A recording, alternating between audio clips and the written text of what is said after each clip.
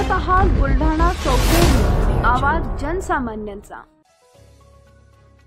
प्रवीण दरेकर यांनी महाडच्या चौदार तळ्यावर केले जाणीव जागर आंदोलन। भाजप नेते प्रवीण दरेकर यांनी आज महाडच्या चौदार तळ्यावर येऊन जाणीव जागर कार्यक्रमाच्या माध्यमातून महिलांवर झालेल्या अत्याचाराच्या घटनांचा निषेध करत विरोधी पक्षात असलेल्या महाड विकास आघाडीवर टीका केली। आघाडी या घटनांचं राजकारण करत असल्याचा आरोप दरेकर यांनी यावेळी केला। गेल्या 10 वर्षात उद्धव ठाकरे यांच्या सत्तेच्या काळात झालेल्या घटनांचा पाढा प्रवीण दरेकर यांनी यावेळी वाचलाय। सत्याग्रह चौदार तळ्याचा परमपूज्य डॉक्टर बाबासाहेब आंबेडकरांनी या ठिकाणी केला आणि मूलभूत हक्कांचा जागर बाबासाहेबांनी या सत्याग्रहाच्या माध्यमातून केला आणि आज संविधानालाच या ठिकाणी महाविकास आघाडी मानायला तयार नाही। खरं म्हणजे आजचा कार्यक्रम जी नौटंकी चिमोरडीच्यावर जो काही प्रसंग झाला तो दुर्दैवी आहे, त्याची निंदा आम्ही करतो, संपूर्ण महाराष्ट्र करतोय। परंतु त्या प्रसंगाच्या आड राहून एक दळभद्री आणि घाणेरडं राजकारण आपल्या राजकीय स्वार्थासाठी जे महाविकास आघाडी करते आणि तुमच्या कालावधीमध्ये म्हणजे ते 4 ते 14 सालामध्ये 10 वर्षात या देशामध्ये अशा प्रकारच्या किती घटना झाल्या त्याची यादी मी तुम्हाला देणार आहे, जी मी आणली सोबत। उद्धव ठाकरेंच्या कालावधीमध्ये जे प्रसंग झाले ते या ठिकाणी चाकीनाक्याची घटना असेल, वर्ध्याची घटना असेल, चंद्रपूरची घटना असेल, पुण्याची पिंपरी चिंचवडची घटना असेल, दिशा सालियनसारखी जिची हत्या झाली तिला आत्महत्या म्हणून काय काय उपद्व्याप केले, या सगळ्या गोष्टींची चिरफाड या निमित्तानं आम्ही करणार आहोत।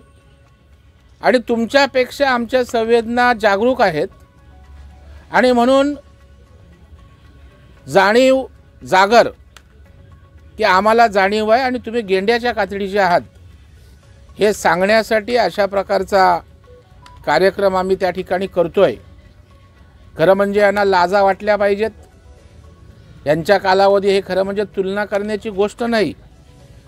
परंतु एवढे भयानक उद्धव ठाकरेंच्या कालावधीमध्ये प्रसंग झाले, आम्ही कधी आंदोलन केलं नाही, आम्ही कधी राजकारण केलं नाही। राजकारण करायला अनेक प्लॅटफॉर्म त्या ठिकाणी आपल्याकडे आहेत, राजकारणाच्या वेळेला राजकारण त्या ठिकाणी करावं। परंतु अशा प्रकारचं मेलेल्या टाळूवरचं लोणी खाणारी अवलाद ही जे काही या ठिकाणी उभी राहते ते सत्य स्वरूप लोकांसमोर आलं पाहिजे, म्हणून आम्ही आज ठिकठिकाणी आंदोलन करतोय। आणि आज कारण हे पवित्र, ह्याच्यापेक्षा मोठं पवित्र आणि संदेश देणारं मूलभूत हक्कांचं कुठलंच ठिकाण या जगात नाही आहे, महाराष्ट्रात सोडा। आणि म्हणून आम्ही चौदार तळ्यावर या ठिकाणी जाणीव जागर हा कार्यक्रम करतोय। खरं म्हणजे कोर्टाचे मी आभार मानेन की कोर्टाने अशा प्रकारचा बेकायदेशीर संप करू नये म्हणून आजच्या संपाच्या बाबतीत चपराक या ठिकाणी दिली आणि मग नंतर सगळ्यांनी नांग्या टाकल्या हे आपल्याला त्या ठिकाणी माहीत आहे। परंतु कोर्टाचा निर्णय झाल्यावर पृथ्वीराज चव्हाण त्या ठिकाणी म्हणाले कोर्टाचा निर्णय असला तरी आम्ही त्या ठिकाणी आंदोलन करणार। याचा अर्थ ते न्यायालयाला मानायला तयार नाहीत, संविधानाला मानायला तयार नाहीत।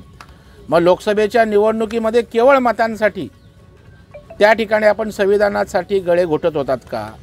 हे आपलं खरं स्वरूप या निमित्तानं राज्यातल्या जनतेसमोर आलंय। त्याच्यामुळे आज सपशेल तुम्ही तोंडावर आपटलेला आहात।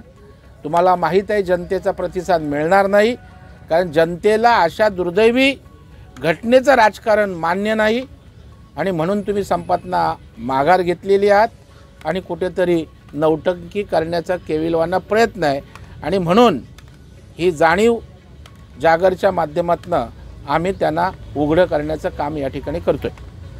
न्यायालयाचा आदेश तर आहेच, परंतु न्यायालयाचा आदेश आल्यानंतर सुद्धा पृथ्वीराज चव्हाणांनी वळवळ करत आम्ही आंदोलन करणार सांगितलं होतं। परंतु महाराष्ट्रातील जनतेला अशा प्रकारच्या दुर्दैवी प्रसंगाचं राजकारण करावं हे आवडत नाही हा त्यांना अंदाज आला आणि आपलं आंदोलन फेल जाईल, संपात कोणी उतरणार नाही.